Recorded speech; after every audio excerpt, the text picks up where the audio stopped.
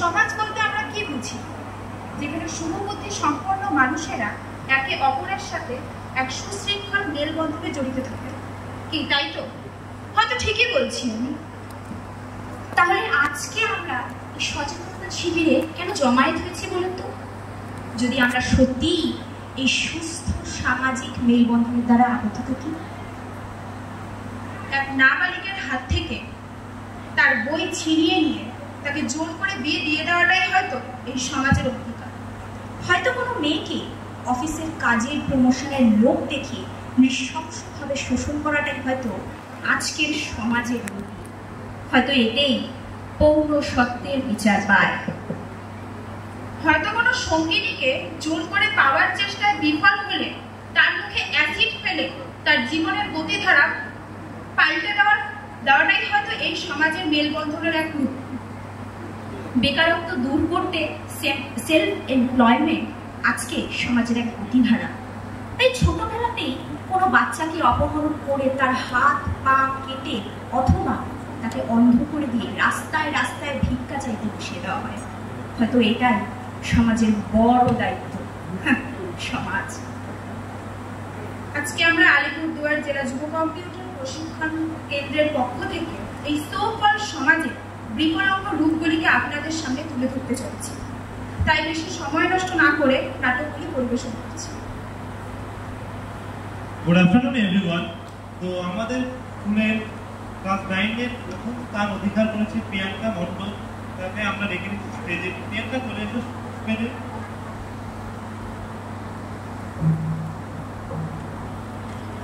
Thank you, sir. God bless you. Thank you, sir.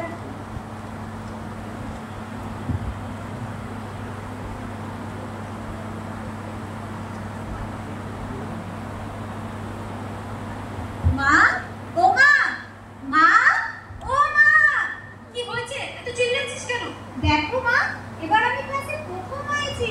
তার জন্য আমাকে স্যার পুরস্কার দিয়েছে। পুরস্কার? এসব পুরস্কার দিয়ে কি হবে? এত পড়াশোনা করে কোনো লাভ নেই। আমি তোর জন্য বিয়ে ঠিক করে ফেলেছি। কি? বিয়ে? মা, আমি এখন বিয়ে করতে চাই না। আমি এখন পড়াশোনা করতে চাই। এসব কথা বলে বন্ধ কর এখন। আর যা, এই টিফিন বক্স থেকে কাকিমাকে দিয়ে আয়। দূর। ছোট্ট সব।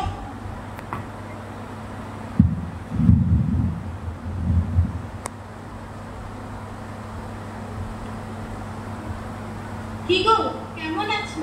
এই তো ভালো। তুমি কেমন? এই চলছে। পাশের বাড়ি প্রিয়াঙ্কাকে দেখেছো? উনি কি আরো পড়াশোনা করছে? কি হবে বলো তো এত পড়াশোনা করে? হ্যাঁ, পড়িতেই তো পারে। হ্যাঁ, শুনেছি। ওর যে এত পড়াশোনা করে কি হবে আমি সেটাই বুঝতে পারছি। না হয় কাল তো ওকে বিয়ে করতেই হবে। ও তো বিয়ে করে নিলেই পারে। কেন, পাশের বাড়ি টিনার মাকে দেখো নি? সুন্দর নিজের মেয়ে বিয়ে দিয়েছে বলো। আর ওদের যত সব আদিক্ষেতা। কাকিমা, ও কাকিমা, প্রিয়াঙ্কা তুই এখানে? মা, তোমাদের জন্য টিফিন বক্সটা পাঠালো। ও দে। কি রে প্রিয়াঙ্কা, কি হয়েছিল তোর? মনটা খারাপ মনে হচ্ছে। হ্যাঁ কাকিমা, দেখো না, এবার ক্লাসে আমি প্রথম হয়েছি, কিন্তু মা খুশি হলো না। কিন্তু কি বলছে তোর মা? মা বলেছে আমাকে বিয়ে দিয়ে দিবে। আমি এখন বিয়ে করতে চাই না, আমি আরো পড়াশোনা করতে চাই। কেন, ঠিকই তো বলছে তোর মা, বিয়েটা করে নিলেই তো পারিস। কি করবি কোথায় এত পড়াশোনা করে? তুমি কি বলো? হ্যাঁ তাই তো, সকলে মিলে যখন বলছে তোকে বিয়েটা করে নিতে, বিয়েটা করেই নি। আজকেও তোকে বিয়ে করতেই হবে, কালকেও তোকে বিয়ে করতেই হবে। আর এত পড়াশোনা করে লাভ কি? না কাকিমা, আমি এখন পড়াশোনা করতে চাই, আমি এখন বিয়ে করতে চাই না। তোমরা কি অত মাকে বোঝাও না গো? দূর, তোমরাও বুঝতে চাচ্ছ না। দেখেছো, যা বলেছিলাম আর। ঠিকই। আসছি।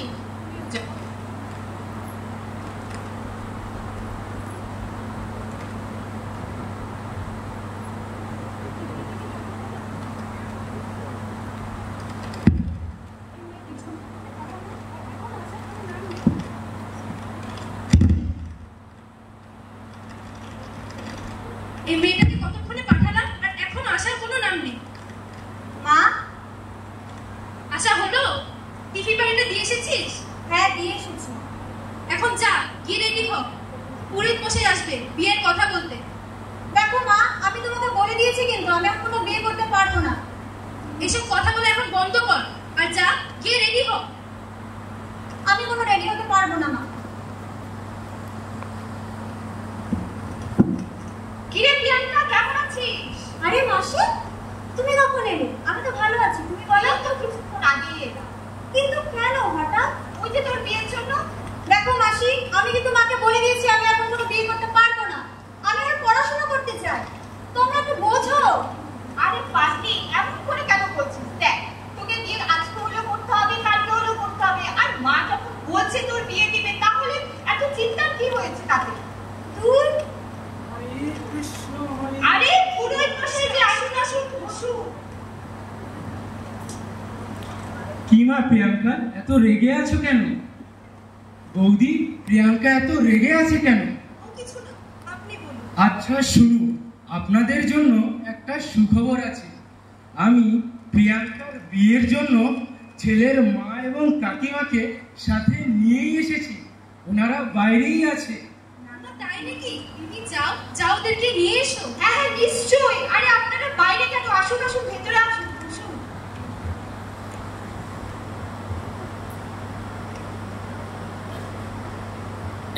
এত ছোট ঘর, এর থেকে তো আমাদের বাড়ির স্টোর রুমটাই বড়, তাই না দিদি? যা বলেছিস।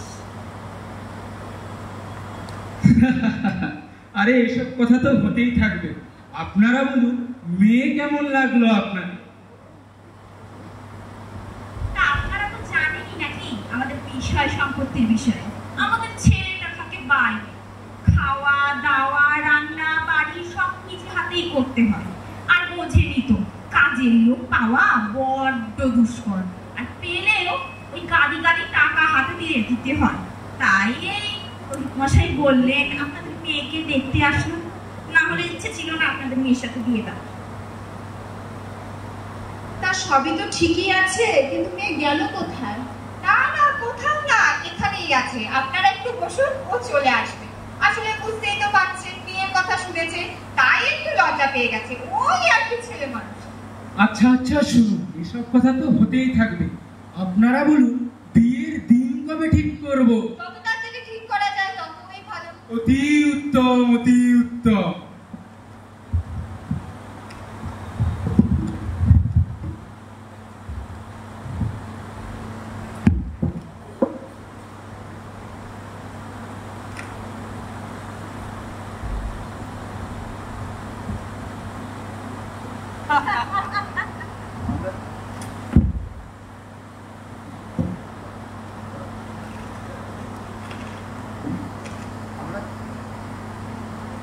হ্যালো, আমরা জানি দরিদ্র, অজ্ঞতা, সামাজিক কুসংস্কার এবং নিরাপত্তার অভাব অনেক সময় বাল্যবিবাহের কারণ হয়।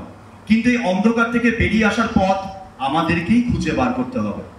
বাল্যবিবাহ বন্ধ করতে হলে আমাদের সম্মিলিত প্রচেষ্টার প্রয়োজন। সরকারের পাশাপাশি স্থানীয় প্রশাসন, শিক্ষক, অভিভাবক, সামাজিক সংগঠন এবং সচেতন নাগরিক প্রত্যেকেরই দায়িত্ব রয়েছে। আমাদের মনে রাখতে হবে, শিক্ষা হলো বাল্যবিবাহ প্রতিরোধের অন্যতম শক্তিশালী হাতিয়ার। যত বেশি ছেলে মেয়েরা শিক্ষিত হবে, তত বেশি তাদের অধিকার সম্পর্কে তারা সচেতন হবে। অভিভাবকদের বুঝতে হবে, বাল্যবিবাহ তাদের সন্তানের উজ্জ্বল ভবিষ্যৎকে নষ্ট করে দেয়। আইনের প্রয়োগ নিশ্চিত করতে হবে এবং যারা এই ধরনের কাজ করছে তাদের বিরুদ্ধে কঠোর ব্যবস্থা নিতে হবে।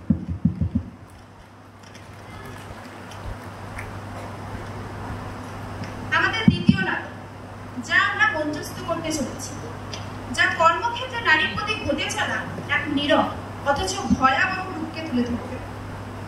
এটি শুধু একটি পরিবেশনা নয়, এটি সেই সমস্ত কর্মজীবী নারীদের প্রতিচ্ছবি যারা প্রতিদিন কর্মস্থলে ক্ষমতার অপব্যবহারের শিকার হচ্ছে। তাদের আত্মসম্মান ভুলণ্ঠিত করা হচ্ছে এবং তাদের কর্মজীবনকে কঠিন করে তোলা হচ্ছে। স্যার, আসবো? হ্যাঁ সাহিত্য এসো এসো। তুমি এখনো বাড়ি যাওনি? 7টা তো প্রায় পার হয়ে গেল, তুমি কি করে বাড়ি যাবে? আসলে স্যার, এই প্রজেক্টটার অনেক চাপ ছিল, আপনি কি একটু দেখে নেবেন? কমপ্লিট হয়েছে।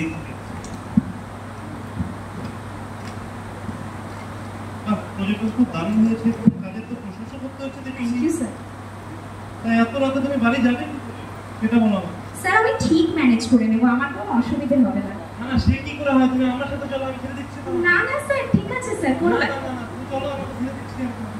Please sir. চলো তোমাকে আমি ছাড়ছি না, তুমি চলো স্যার চলো চলো সাহেবতালি শোনো, সাহেবতালি।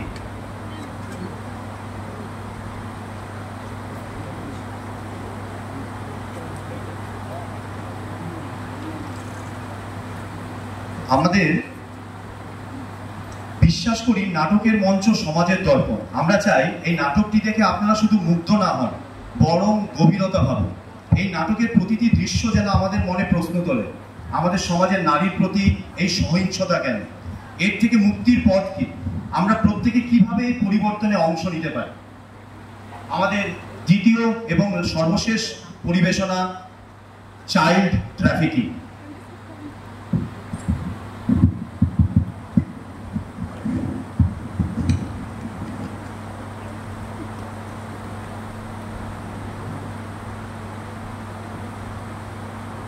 কিরে বুলু, করতে পারছিস না? দেখ আমি দেখিয়ে দিচ্ছি, এইভাবে করে দেখ।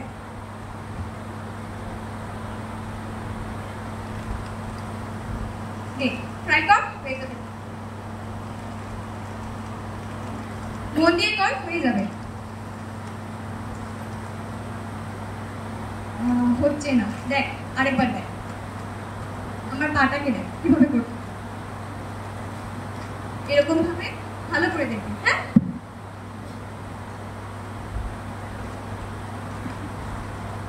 ট্রাই কর, হয়ে যাবে এবার তো ভালো করে।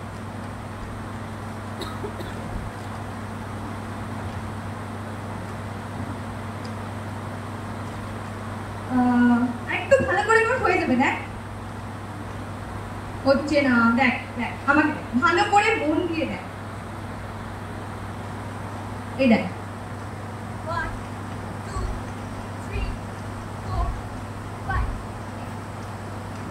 কর।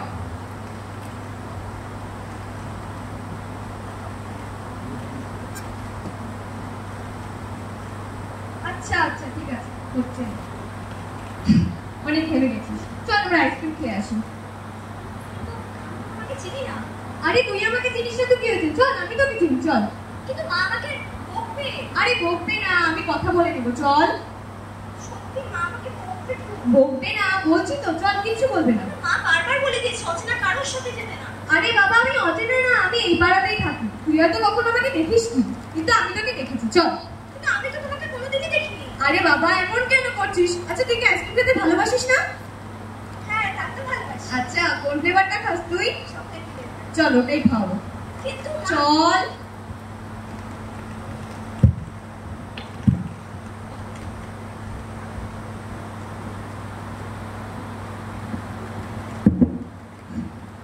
আইসক্রিমটা কেমন ছিল?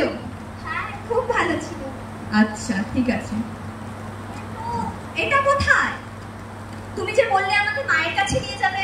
তোর মায়ের কাছে যাওয়া হবে না, আজ থেকে তোকে আমার আন্ডারেই কাজ করতে হবে। কিন্তু তুমি তো বললে আমাকে বাড়ি নিয়ে যাবে। বললাম না বাড়ি নিয়ে যাবো না। কিন্তু আমি বাড়ি যাব। তোকে আমি বলেছি না তোকে আমার এখানেই কাজ করতে হবে? বাড়িতে যাব।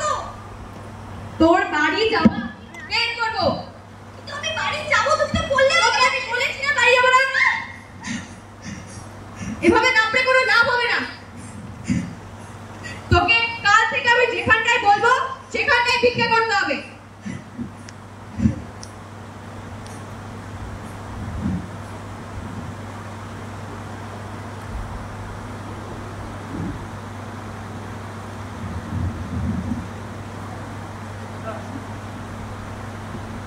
কি হয়েছে বলুন?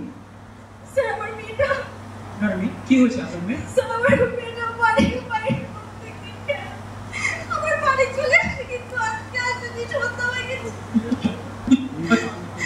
আমার বাবা সব জায়গায় খুঁজেছে, খোঁজ করে আমার বাচ্চা হয়েছে। আপনি এক কাজ করুন, তাড়াতাড়ি আমাদের থানায় একটা এফআইআর দায়ের করুন, ঠিক আছে? আর বাচ্চার এক কপি ফটো তাড়াতাড়ি দিয়ে যাবেন, ওকে?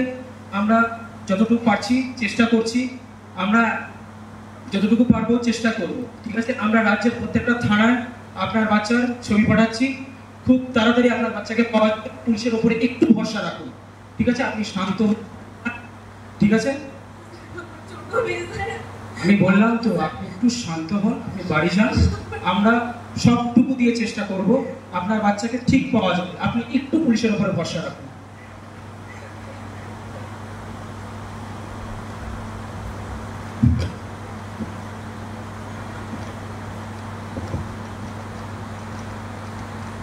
এক মাস পরে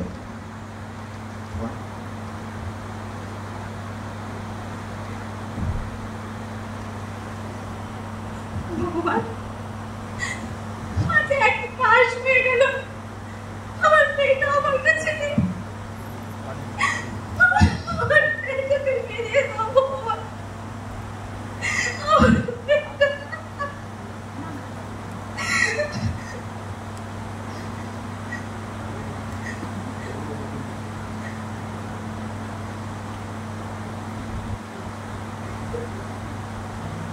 এই মঞ্চে আমরা হয়তো একটি ছোট্ট পদক্ষেপ নিয়েছি, কিন্তু এই পদক্ষেপটি একটি বৃহত্তর পরিবর্তনের সূচনা করতে পারে।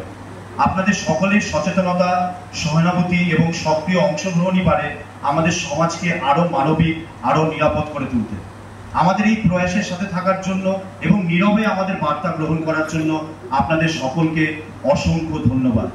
আশা করি এই নাটকটি আপনাদের মনে একটি স্থায়ী প্রভাব ফেলবে এবং ইতিবাচক পরিবর্তনের প্রেরণা যোগাবে। ধন্যবাদ।